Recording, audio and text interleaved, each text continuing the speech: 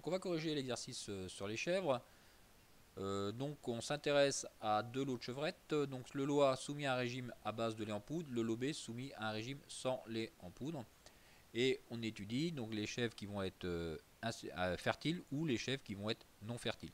Alors vérifiez qu'on a bien un tableau de contingence. On a bien un tableau de contingence puisque les chèvres ne peuvent pas être à la fois dans le lot A et en même temps dans le lot B. En précisant les deux variables qualitatives. Donc les deux variables qualitatives, on va avoir le régime. Donc le régime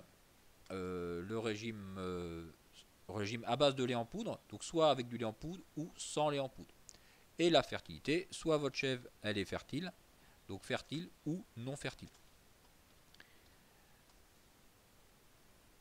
Maintenant, on va créer notre tableau de contingence. Donc pour créer notre tableau de contingence, ça va pas être bien compliqué. Donc le tableau de contingence, c'est tout simplement notre tableau à double entrée.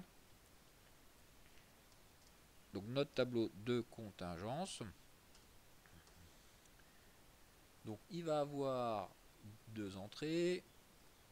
Donc tableau, j'insère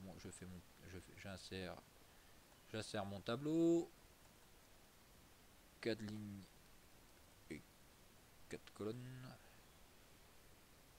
On peut même en mettre 3 si on met que si on va pas faire le total.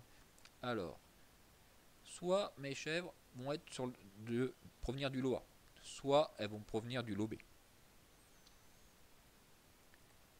Soit elles vont être fertiles, soit elles vont être non fertiles. Sur un lot A, on observe 35 chevrettes fertiles. Donc sur un lot A, 35 chevrettes fertiles. Sur un effectif de 49. Donc on va mettre quand même le total. Donc insérer le total.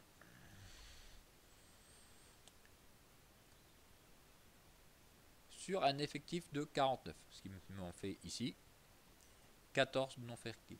Sur le lot B, on observe 33 chevrettes fertiles. 33 sur un effectif de 41. Donc 41. Donc ici, ça va me faire